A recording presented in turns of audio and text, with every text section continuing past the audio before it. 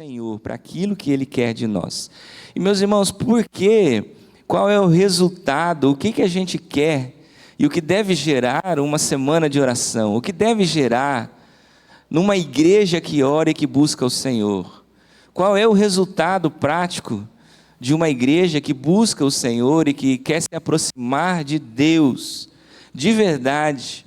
E nós vimos um pouquinho disso na semana passada, no domingo, pela manhã e à noite. Eu trouxe mensagens relacionadas a isso aos irmãos, só para trazer a sua memória. A busca pelo Senhor, o avivamento. Eu usei o exemplo dos morávios na semana passada, não vou repetir a história aqui, mas o avivamento autêntico, verdadeiro, ele gera em mim e em você o desejo, a vontade de pregar o Evangelho, de levar o amor de Deus, de fazer o amor de Deus conhecido a partir da minha vida. O exemplo dos morávios que oraram 100 anos ininterruptamente é um grande exemplo disso. Foi um dos maiores avivamentos da história da igreja, que gerou um dos maiores movimentos de missões que a gente tem conhecimento na história da igreja. Por que é que nós buscamos o Senhor? Para nós dizermos que nós estamos dentro de um ambiente seguro, onde nós somos cheios do poder do Espírito Santo, nessas 4 paredes, quando nós nos ajuntamos como igreja aqui? Não, queridos, não é para isso. O mundo jaz no maligno fora dessas paredes, com muito mais evidência do que aqui, e é lá que nós precisamos ser sal, que nós precisamos ser luz.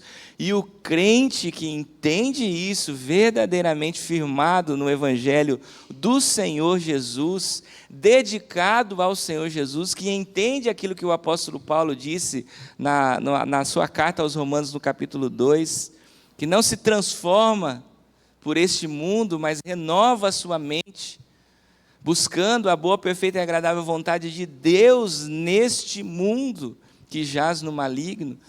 O crente vai viver o Evangelho. O crente verdadeiro não é uma luz escondida embaixo de uma vasilha. Jesus já disse isso para mim e para você. Nós não podemos ser uma igreja escondida em 4 paredes, um forro e ar-condicionados e poltronas muito confortáveis. Um lugar onde a nossa luz resplandece aqui dentro, um lugar onde nós temos cultos maravilhosos, muito gostosos, mas quando a gente sai daqui, a luz está escondidinha, a gente põe no bolso e fica quietinho com ela. Isso não é o Evangelho de Jesus. O Evangelho de Jesus é para ser vivido. O Evangelho de Jesus é para ser mostrado. O Evangelho de Jesus, se habita a minha vida, precisa ser visto pelas pessoas.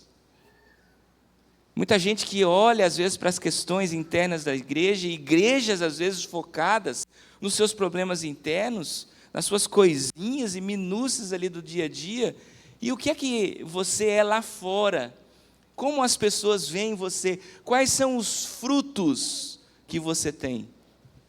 Você está ligado à videira que é Jesus? Quem está ligado à videira que é Jesus, dá frutos. Dá frutos. E nós precisamos entender isso, queridos. E é estranho que hoje essa temática, às vezes, traz um pouco de medo, e eu sei disso para algumas pessoas, inclusive para mim. Porque às vezes a gente vê igrejas com algumas estratégias que nós consideramos equivocadas, algumas igrejas se envolvendo em alguns escândalos. A gente está, inclusive, vivendo um nesse momento agora. Não sei se você não sabe, não procura saber, não, que isso não vai mudar nada a sua vida. Mas uma igreja grande aí, conhecida internamente, com um monte de problemas, seus líderes brigando, familiares brigando, por causa do poder da igreja. Que coisa triste. E aí a gente fica achando assim, não, essas igrejas, elas estão fazendo qualquer coisa para atrair pessoas para dentro de si, com estratégias humanistas e tudo mais e tal. Queridos, eu não quero falar sobre essas coisas, eu entendo, e às vezes, e muitas vezes eu concordo, eu fico triste que nem você. O que é que a gente não pode fazer? Não, então agora vamos ficar quietinho aqui e não vamos crescer, não. Não vamos sonhar com ganhar pessoas para Jesus, não vamos batizar pessoas.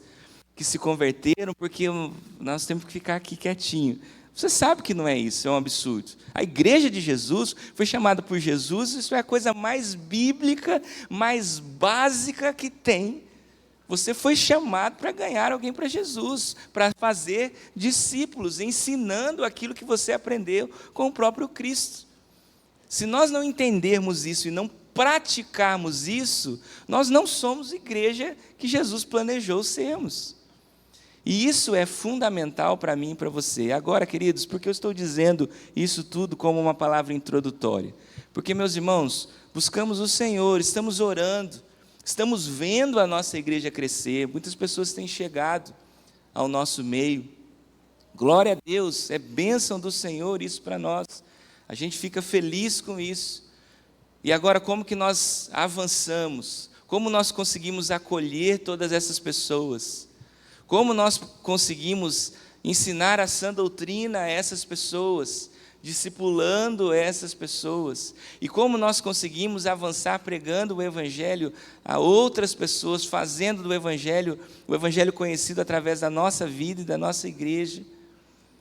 Qual é a próxima etapa, pastor, que você tem sonhado e pensado para a igreja? Nós poderíamos fazer e vamos fazer, né? Aliás, essa semana eu conversei com o irmão Lieten, que é líder do Ministério de Evangelismo da nossa igreja, algumas estratégias. Eu estava de férias, ele reuniu um grupo de irmãos aqui na igreja, já começaram a pensar sobre isso.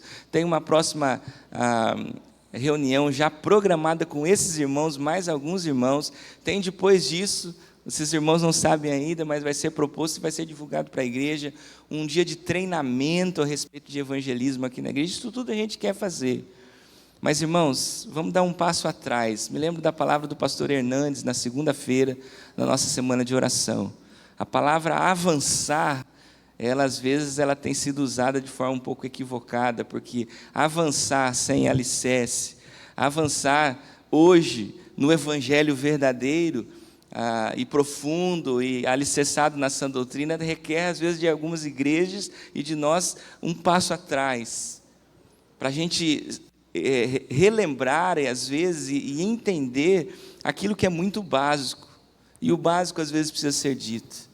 E, meus irmãos, você não vai gerar fruto, nós não vamos gerar fruto, nós não vamos avançar se nós não formos santos, como é santo o nosso Deus.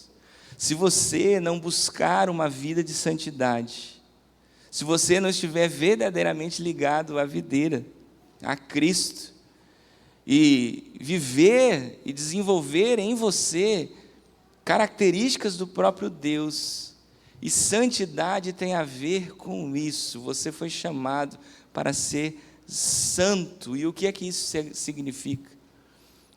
Busca pela santidade, meus irmãos, não pode ser um momento na vida da igreja, não pode ser uma série de mensagens do pastor, não pode ser uma atividade trazida por o desafio de um livro, e eu busco e depois eu mudo essa temática. Santidade faz parte do seu caminhar com Deus até que você vá para Ele, para Cristo. É todo dia. É até que você vá ao céu, até que Ele volte ou até que você morra. Busca pela santidade é isso. E, meus irmãos, isto é fundamental. Nós precisamos olhar para isso, voltar os nossos olhos para isso. Somos uma igreja de santos. O que significa verdadeiramente isso? Estamos vivendo isso. Precisamos buscar para frutificar. E eu quero, então, trabalhar com vocês durante alguns domingos, e vou fazer isso aos domingos pela manhã. Então, quero pedir a você, se esforce para estar aqui. Não que o que eu vá dizer para você sozinho seja o que vai mudar a sua vida pelo meu poder e pela minha capacidade humana, mas pela palavra de Deus, pelo aquilo que juntos, eu e você, vamos meditar na palavra de Deus, para que você possa pensar sobre isso e o Espírito Santo de Deus agir no seu coração e mostrar para você aquilo que você precisa fazer e mudar dentro de você. O apóstolo Pedro, quem é Pedro, meus irmãos? Você conhece a história de Pedro, você sabe quem foi esse grande homem de Deus. Quando ele escreve estas cartas à igreja, ele é um homem completamente transformado e mudado. Aquele Pedro que a gente vê no Novo Testamento com Jesus, fazendo muitas vezes algumas bobagens, né?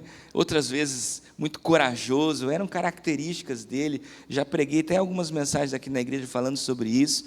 Esse grande homem de Deus, é impressionante ver as muitas coisas que Pedro fez, e é muito interessante ver a transformação na vida de Pedro.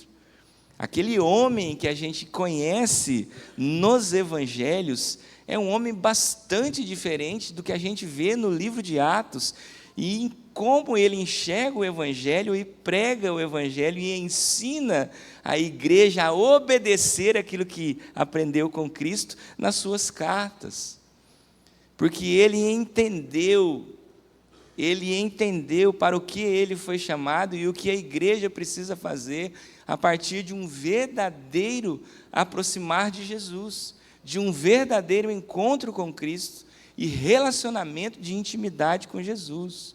O homem que negou a Jesus, que estava com medo e assustado, na expressão popular, jurou de pé junto, que não conhecia Jesus, morreu, crucificado de cabeça para baixo, deu a vida por Jesus depois, não negou Jesus na sua vida.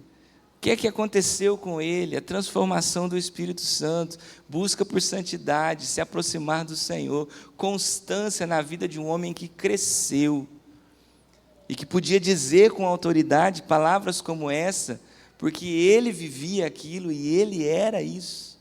Então ele diz para nós no texto: portanto, igreja de Jesus, estejam com a mente preparada e prontos para agir. É o que nós queremos, queridos, é o que nós estamos buscando, é o que eu estou dizendo e propondo para você. Igreja de Jesus, esteja com a mente preparada e pronto para agir. Meu irmão, esteja alerta.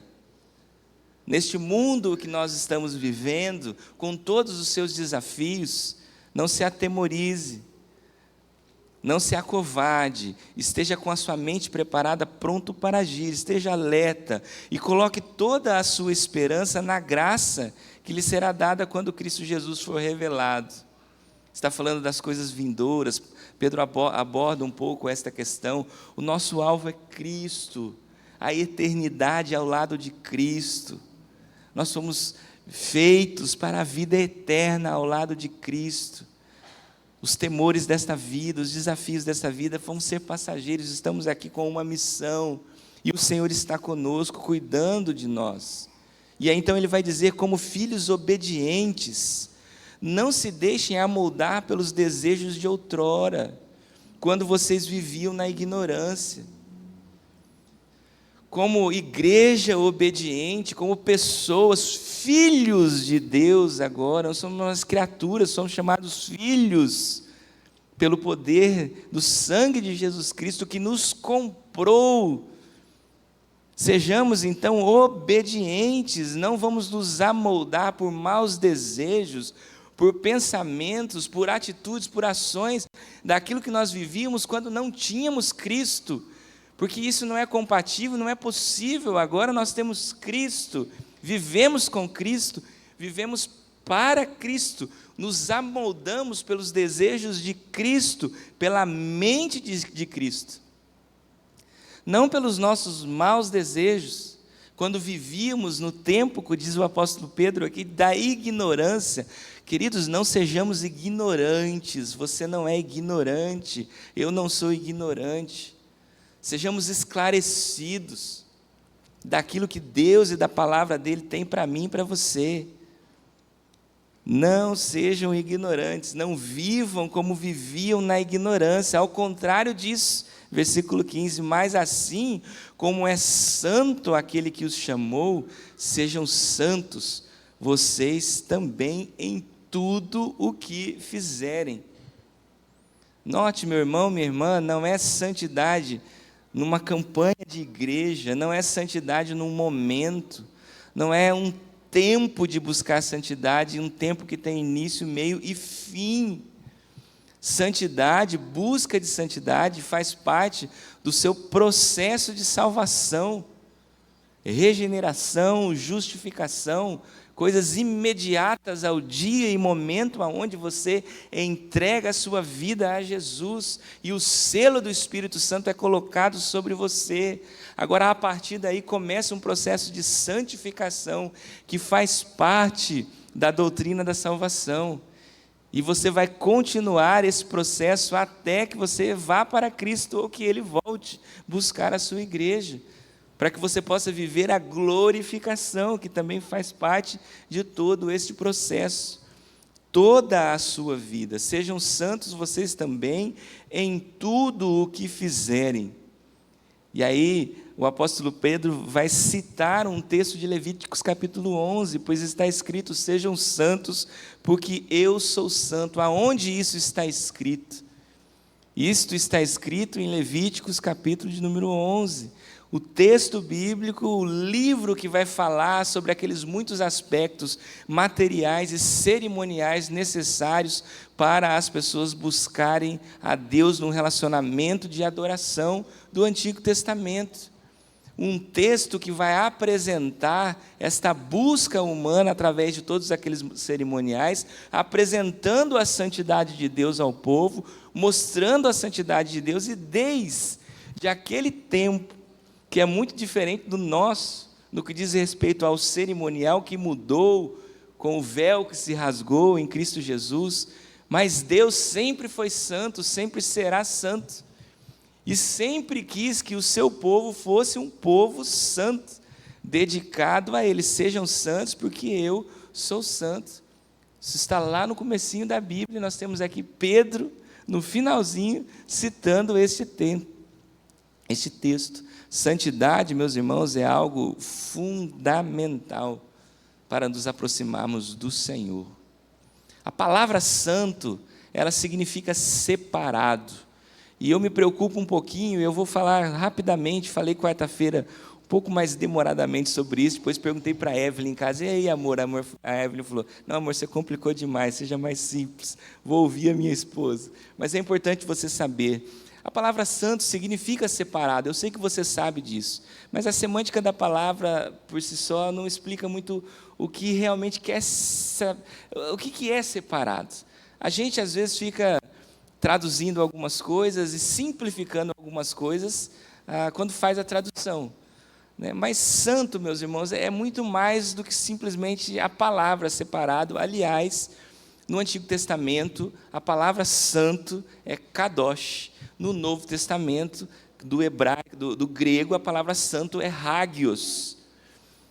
O kadosh do Antigo Testamento, meus irmãos, a palavra santo, que é hebraica, existem outras palavras hebraicas que querem dizer separado. Quando você olhar as Escrituras e você achar essa palavra separado, você tem outras palavras, assim como no grego. Existem outras palavras para falar sobre ser separado, dedicado. Agora, kadosh e hagios é só uma palavra.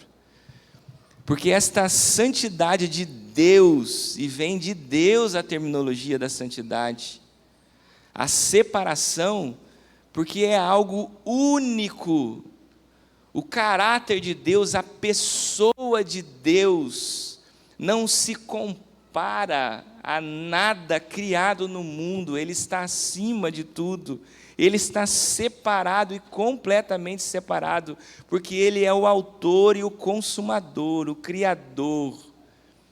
Isso é o kadosh de Deus, a santidade de Deus. Palavra que o povo hebraico tinha dificuldade de dizer, e por muitas vezes a gente vai ver essa questão da repetição, porque santo, santo, santo, kadosh, kadosh, kadosh, no Novo Testamento, hagios, hagios, hagios. Porque é uma separação completa de Deus, e o princípio parte a respeito de quem é Deus e da própria essência do Senhor, incomparável com qualquer outra coisa criada, por isso separado. É nesse sentido que a palavra santo quer dizer separado. Agora note, a santidade de Deus, da pessoa de Deus, no exemplo de Deus, Deus nos desafia a buscar isso para a minha vida. O Senhor nos diz na palavra que nós vivemos num mundo que está perdido hoje, e que este mundo jaz no maligno. Mas nós também entendemos e aprendemos que Jesus não pediu que a gente fosse tirado desse mundo. Não peço que vocês sejam tirados deste mundo que já está no maligno. Como se nós fôssemos um grupo de pessoas separadas e usarmos santidade nesse sentido, para vivermos alheio ao mundo que está ao nosso redor. Mas não, mas que a gente seja capaz de vencer o maligno, de atuar nesse mundo. Nós somos separados na nossa santidade, no nosso relacionamento com Deus, na nossa mente e no nosso coração, mas vivendo entranhado no mundo, no meio do mundo. A santidade é para ser vista pelas pessoas, é para ser vivida no meio do mundo que jaz no maligno, levando o Evangelho de Jesus, trazendo frutos, porque estamos ligados à videira verdadeira. Então, santidade tem a ver com essa separação, pela própria essência de quem Deus é, que é dado um exemplo como para nós, pela pureza e perfeição moral, consagração total. Santificação, meus irmãos, é algo que vem de Deus, e nós vamos buscar no Senhor, e não tem como avançar. Não tem como avançar se isso não for um elemento básico da sua vida cristã. E vamos lá, eu quero ler alguns textos rapidamente para você, e eu não vou falar muito sobre isso, e a minha ideia, o meu desejo, é que a gente traga nos próximos domingos ações práticas falando sobre santidade. Aliás, o livro que eu falei para vocês, Retorno à Santidade, ele traz exatamente isso. Alguns capítulos de desafios práticos a respeito desse tema. Mas vamos começar a falar um pouquinho sobre isso. Existe um elemento básico para se experimentar o poder de Deus através da santificação, na sua vida pessoal e na igreja. Leia comigo Isaías 59, verso 1 e 2. Isaías 59, verso 1 e 2 diz assim: Vejam o braço do Senhor, não está encolhido que não possa salvar, e o seu ouvido tão surdo que não possa ouvir. Mas as suas maldades separaram vocês do seu Deus, os seus pecados esconderam de vocês o rosto dele, e por isso ele não os ouvirá. O livro de Isaías é um livro que está sendo, inclusive, estudado agora, na nossa escola bíblica dominical. É um livro bastante desafiador, num tempo muito difícil do povo de Deus, afastado do Senhor. Isaías tem algumas palavras duras, capítulo 1 é bastante duro, aqui nós já temos mais avançado, capítulo 59, Isaías reforçando esta ideia, de Deus que não está ouvindo o povo, não está atendendo às orações do povo, não está agindo, porque o povo está cheio de pecados, maldades. O povo se afastou de Deus, e o texto bíblico diz que Deus se afastou do povo. Queridos, não existe poder, ação do Espírito Santo, não existem frutos verdadeiros se não estivermos ligados à videira, e se não houver esse entendimento de que pecado, nós somos todos pecadores, e existe um processo, eu tenho que confessar os meus pecados, me arrepender dos meus pecados, para que eu tenha redenção e purificação e viva a santidade, porque, do contrário, o Senhor se desagrada de como eu vivo a minha vida, e quando Ele se desagrada de como eu vivo a minha vida, Ele não ouve. E entenda o que eu estou dizendo, não é porque Ele é surdo, Ele não é surdo, o texto está dizendo isso, Ele não é surdo. Não, não é surdo. O braço dele não pode alcançar, você pode alcançar, mas Ele quer o seu coração sincero. Ele quer que você esteja quebrantado diante dEle. Ele quer que você esteja completamente dedicado a Ele, reconhecendo a santidade dEle e o desafio que você tem de ser santo como Ele é santo. Porque, do contrário, se vivemos uma vida que desagrada ao Senhor, as nossas maldades, o mal no nosso coração separam a gente do Senhor. Os nossos pecados escondem a gente do Senhor. Buscamos nosso Deus, queremos ser uma igreja que avança, no bom sentido da palavra, no nosso contexto hoje, uma igreja que cresce de forma saudável. Isso vai acontecer quando os seus membros forem santos, se afastarem das nossas iniquidades de uma vida de pecados.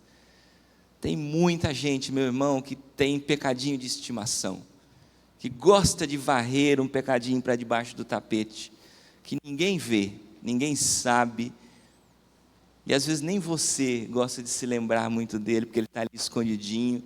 Você mente para você mesmo e esconde de você mesmo. Pecado é um negócio para você tratar com Deus, e dele, meu irmão, não tem onde você esconder, ele sabe.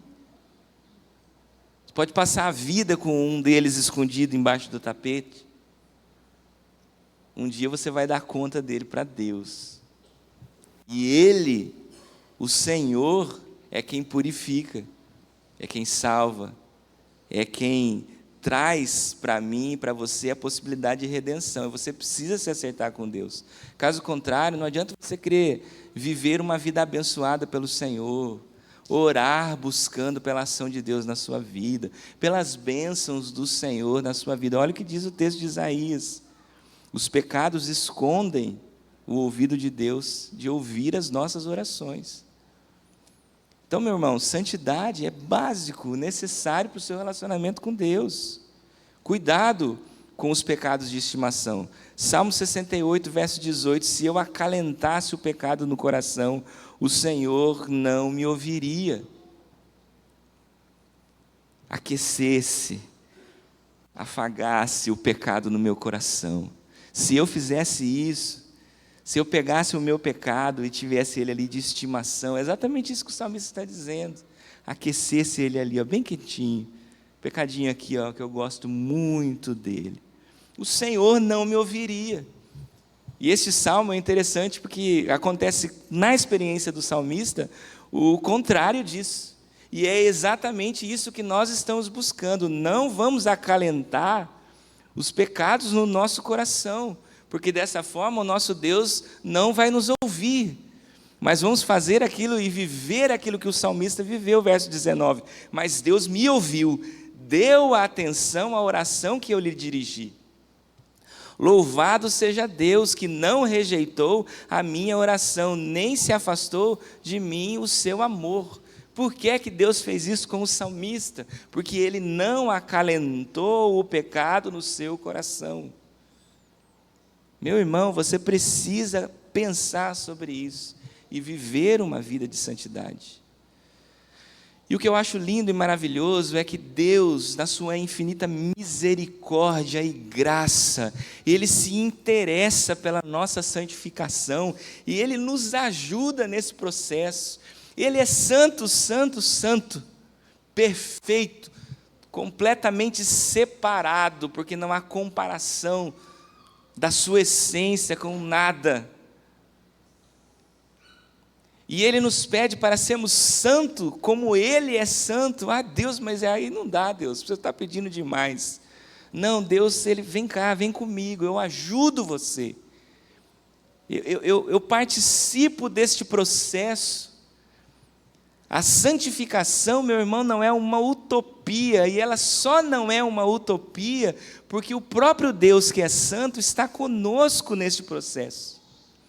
Quando o livro de Isaías começa a ser escrito no capítulo 1, como eu disse aos irmãos, são trechos da palavra de Deus dos mais pesados que nós encontramos nas Escrituras. Isaías começa a dizer da parte de Deus como Deus está olhando para aquele povo. E Isaías vai dizer no início do seu livro que Deus está enojado das atitudes do povo. Tem uma tradução que diz uma coisa que eu acho muito interessante, que às vezes tem muito a ver com aquilo que nós vivemos nas nossas igrejas hoje. Isaías vai dizer da parte de Deus: estou cansado do corre-corre nos pátios do templo. Leia depois o livro de Isaías, você vai perceber isso. Eu tenho nojo do coração de vocês, de como vocês estão apresentando a mim todo esse corre-corre, todas essas questões cerimoniais e religiosas. Não é isso que eu queria. São essas as palavras de Deus para o povo naquele momento, para mim e para você hoje. Agora, no mesmo capítulo, aonde da parte de Deus, Isaías exorta o povo, dizendo que Deus está olhando assim para o povo, que Deus está com nojo do que o povo está fazendo. No mesmo capítulo, verso 18, diz o profeta Isaías, da parte de Deus, falando daquilo que Deus está dizendo ao povo: venham, vamos refletir juntos, diz o Senhor. Embora os seus pecados sejam vermelhos como escarlate, se tornarão brancos como a neve. Embora sejam rubros como púrpura, como a lã se tornarão. Se vocês estiverem dispostos a obedecer, comerão os melhores frutos desta terra. A bronca de Isaías capítulo 1 não termina na bronca, termina com o afago do Senhor para o coração que está disposto a obedecer. Vem cá, vamos discutir esse assunto. A mão do Senhor, a boa mão do Senhor está estendida. Vem aqui, eu quero purificar você. Eu quero fazer com que o seu coração, aquilo que a gente ensina para as crianças na IBD, fique branquinho, como a lã, como a neve. Vamos discutir esse assunto. O nosso Deus é misericordioso e se interessa pela nossa santificação e nos ajuda no processo de santificação. Louvado seja o Senhor. Glória a Deus por isso, meus irmãos. O objetivo de falar com você sobre santidade não é mostrar para você, nesses próximos domingos, algo que é inalcançável, não algo que é perfeitamente alcançável, porque o nosso Deus nos ajuda nesta caminhada.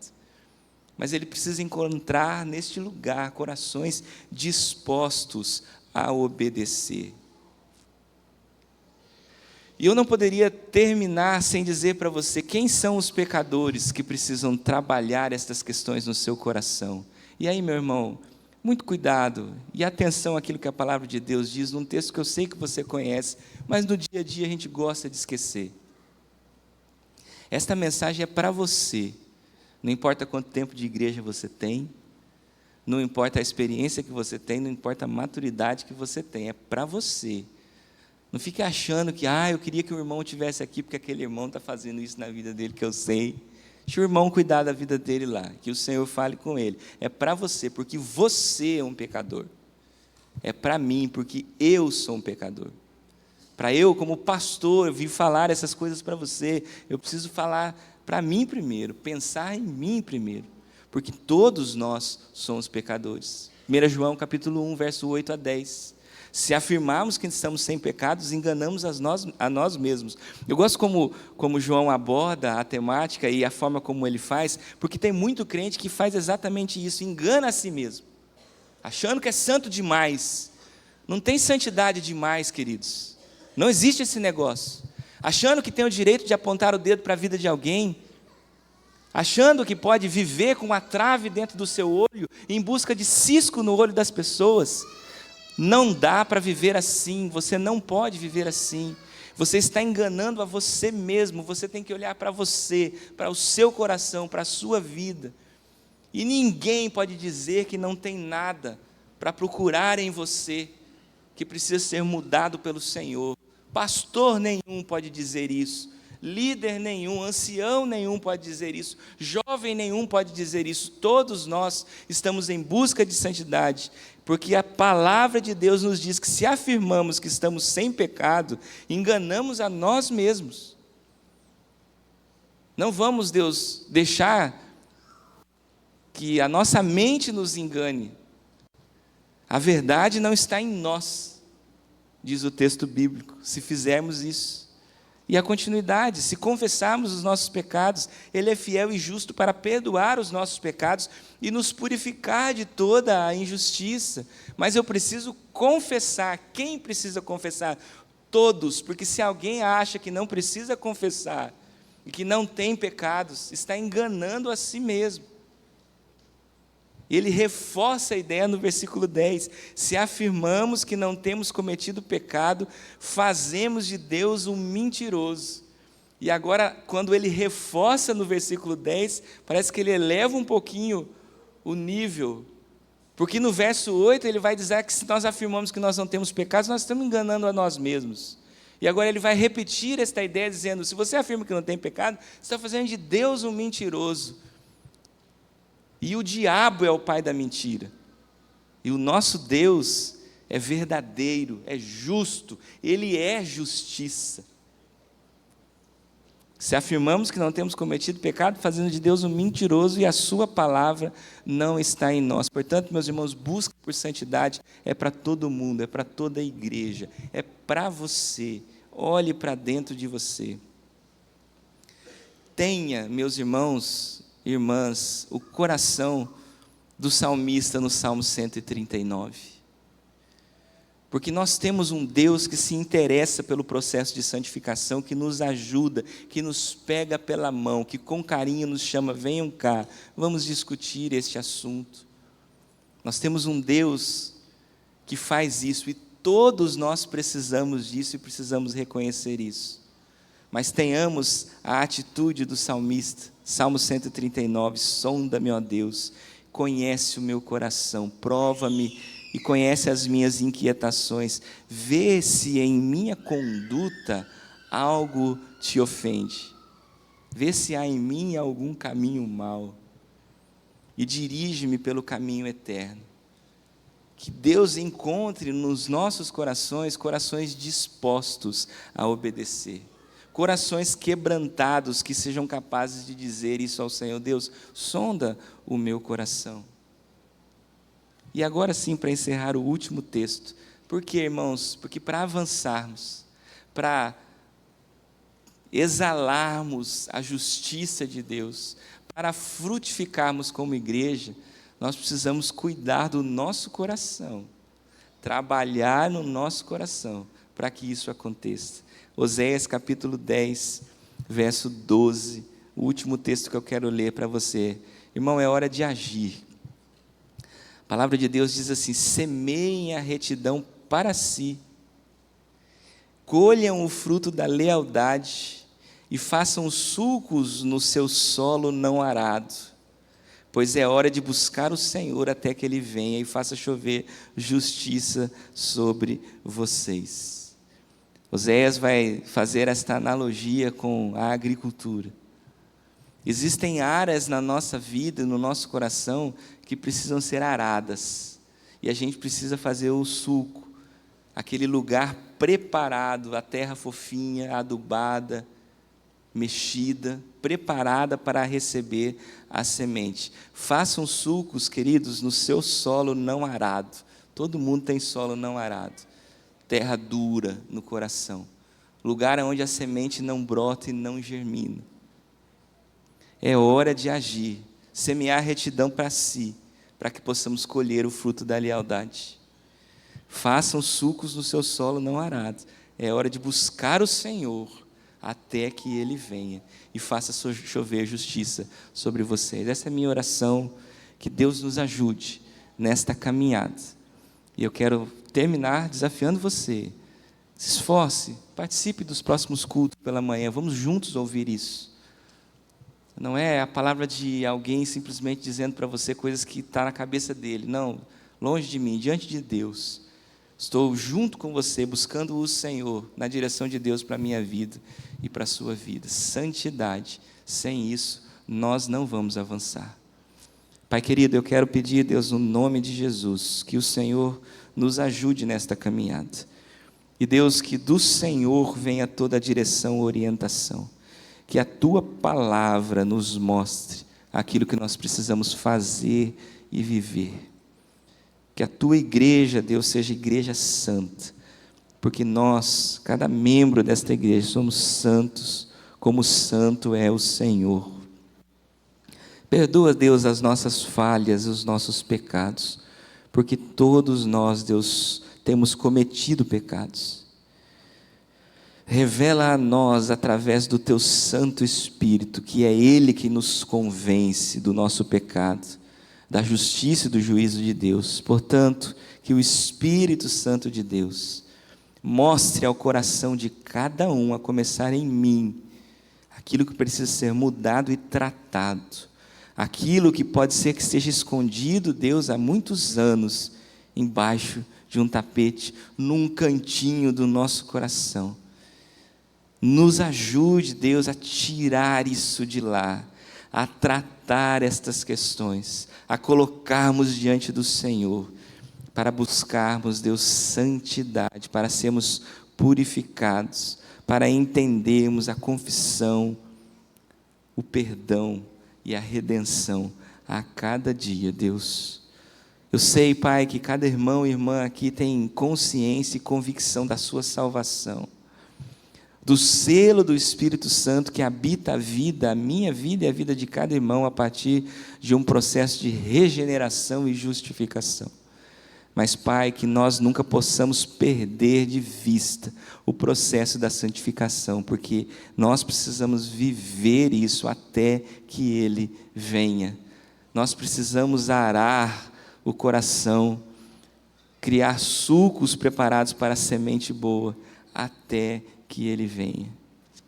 Ajude, Pai, a mim e esta igreja amada a vivermos isso, no nome santo de Jesus. Amém, amém. Amém, meu irmão, minha irmã, Deus abençoe você.